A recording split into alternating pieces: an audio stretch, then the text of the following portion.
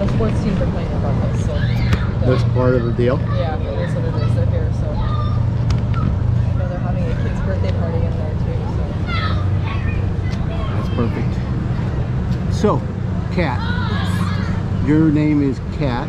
yep. And you are part of the ownership. Yep. It's two of you, Kat and Jason. That's correct. Yeah. And Jason's on his way back running errands, doing something else. Working hard. Yeah.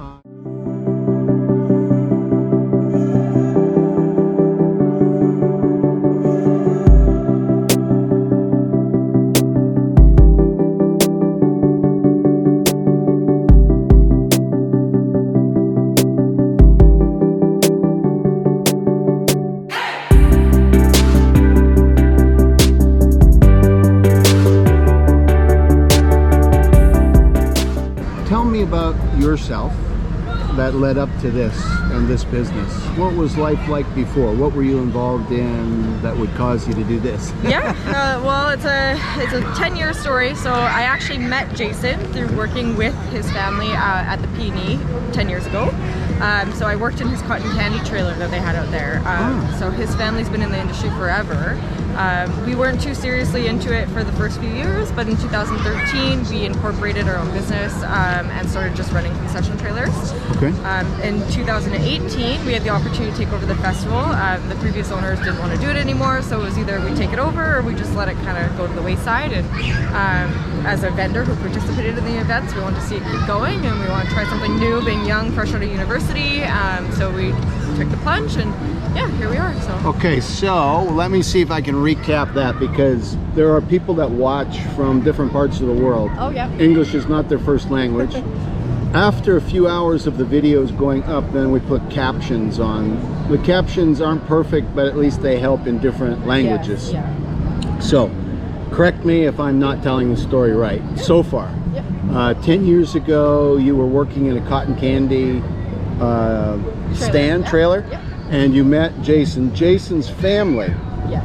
owned food trucks Yep. and concession stands. Yep. It was their trailer. It was their trailer. Yeah. So a few years later, then you incorporated a business that manages or owns rights to festivals now? The food trucks, yeah. So our own food trucks, and then in 2018 we got into the festival business. So we started as concessionaires, and then we grew to the festival owners now. So when you say concessions, that means that all the tickets and Like concessions, like vending from a food truck. So Okay. yeah, we just call them mobile concessions. So Okay. big events like the P&E, Calgary Stampede. We did the CNE pre-COVID across the country. So normal summers we start in May, and then we travel for about 6 months across the country, just different big giant fairs and festivals. so participating wherever there are big festivals in Canada. Exactly. The CNE is a big one. That's in Toronto. Canadian National Exhibition it's called, and in Calgary, of course, is the Calgary Stampede is a big one. So you manage the concessions for those festivals? We ran our own trailers at those festivals, Okay. and then we managed the Greater Vancouver Food Truck Festival. So after being participants at the festivals for so long, we decided we were going to try and run our own as well. So right now your business is Greater Vancouver Food Truck is association or It's just a festival. festival? Yep. Greater Vancouver Food Truck Festival. Yep. And under this umbrella then you have rights to Our- create festivals Yep. and manage everything from beginning to end. Correct. Yeah. Okay, and then you also have your own food trucks. Yes. So you have specialty foods, ethnic foods. Yeah. Well, fair specialty. We've got footlong hot dogs, corn dogs, cotton candy, funnel cakes. And then hot dogs and burgers, and then we just came out with a brand new concept. It's 100% plant-based burgers and fries. Nice. Yeah, That's plant butcher.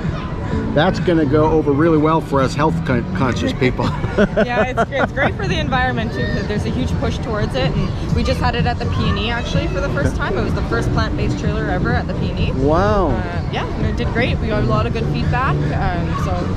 Yeah. So that's a business that could expand. Yes. People could end up wanting franchises for that plant-based food truck. Yes, yeah, we have a location right now in Chilliwack, actually, just down the street. We've got a restaurant that runs the concept out of there. Okay. So it runs 5 concepts, but that's one of them. So that's where it started, and then we brought it into the food truck, and then the plan is to build it up so we can franchise out. We'll open multiple locations. So. Nice. Yeah. Is that kind of the hot idea right now? It's one of our hundreds of ideas. So no shortage of ideas. No. What's your specialty area? What do you like to do most about the business? So it's funny because Jason and I kind of are, I'm in the middle. He's far to the creation side. I'm in between the paperwork, making sure things are done properly, and the creation side. And we're kind of fight together to figure out the other side there. So yeah, I like to create. I'm a huge creator. So the market here at the Food Truck Festival now, local market. So during the pandemic, we had to pivot our events to a drive-through model. So that left our market vendors out. They couldn't participate because they weren't able to serve out of a tent to the cars that were coming. So because shoppers want to look and shop. So we created BC Shop Local, which is an Instagram account that supports all these local businesses by sharing their stuff. Okay. And it's been great. It's grown. We've got 3,000 people on it now that follow it, and that's where we get all our market vendors from now. So it's to me, that was my baby. I've been growing it slowly. Started, I'm gonna say, just right before the pandemic really kind of shut down all these businesses, and now the amazing thing is that we've got some of the market vendors here today, even their businesses shut down during COVID, so this is their rebirth and their new visions coming to life. And that's what I really like, is supporting those people and seeing other businesses grow because of like what we can do and help them. So you will work with each of the food truck vendors, the owners, Yeah. to adjust based on whatever's going on in the world at the time, as well as what people are buying or looking for? Yes.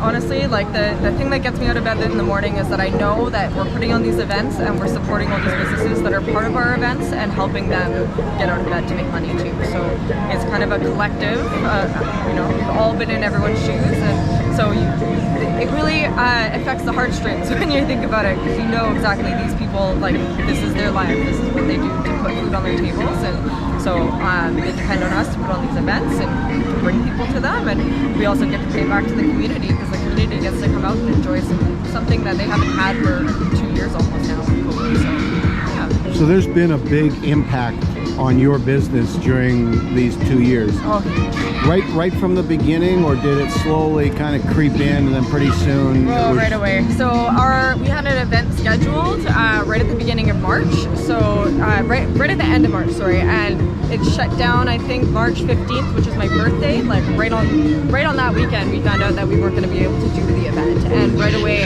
our whole summer went sideways because all of the events that we ran with our trucks, plus the events we put on ourselves, all became in question. So we didn't know what we were going to do.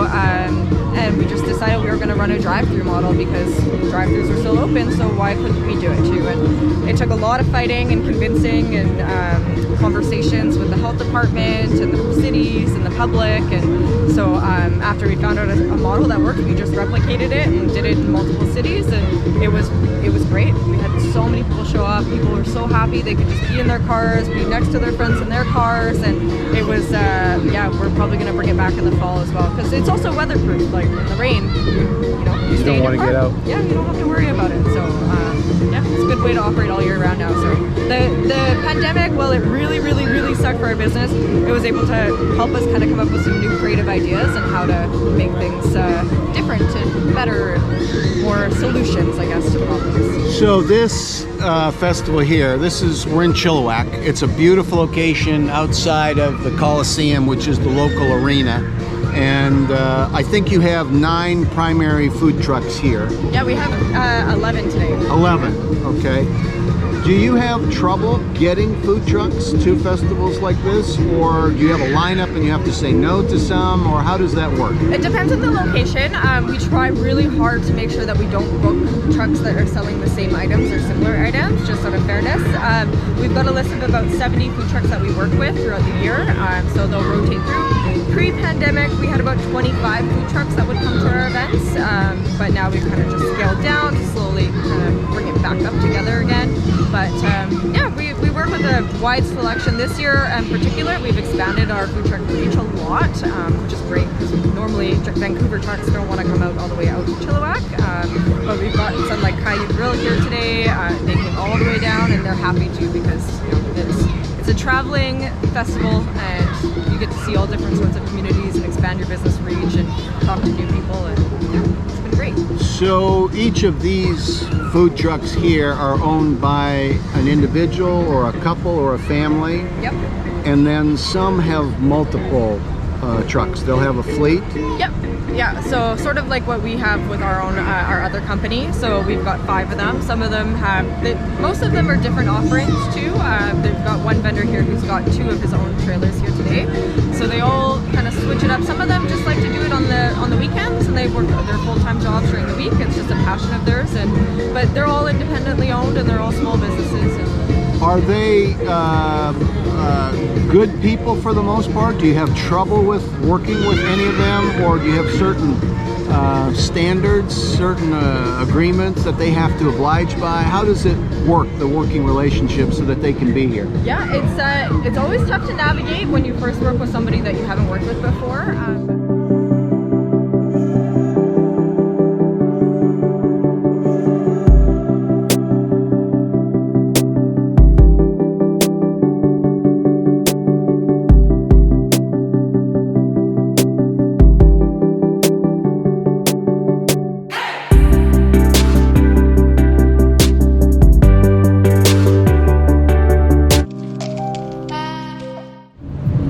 Welcome. This is Food Truck Festival. It's my first food truck festival.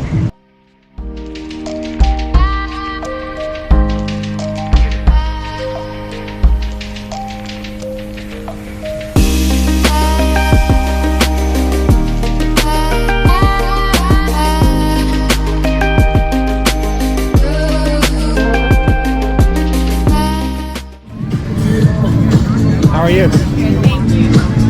This is your business? Sure is. What's it called? Concrete Design Company. What's your name? Jeanette. Jeanette. My name's Danny. Hi, Foot-long hot dogs and a plant butcher, which is a brand new menu that we brought out for the peonies. So Very cool. Yeah. This is UAPS. UAPS Security. Unified Asset Protection Services and Security Limited. Well, it's a 10-year story. So I actually met Jason through working with his family at the Peony 10 years ago. BC Shop local market. So during the pandemic, we had to pivot our events to a drive-through. That's why I'm asking for you too. If you're going to become a food truck owner, you got to be in it, and you got to understand there's some risk, right? And you got to understand nobody's going to love your business as much. And I'm looking forward to seeing you just as soon as possible. Okay?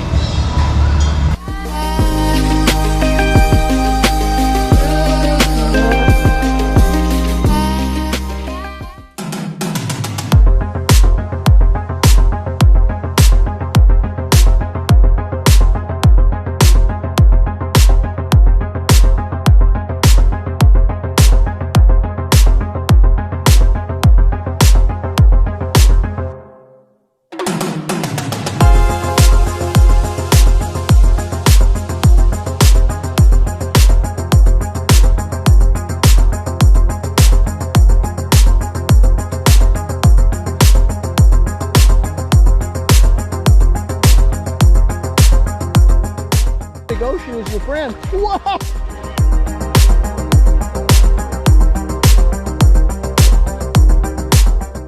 YouTube channel. Yes. So let's see what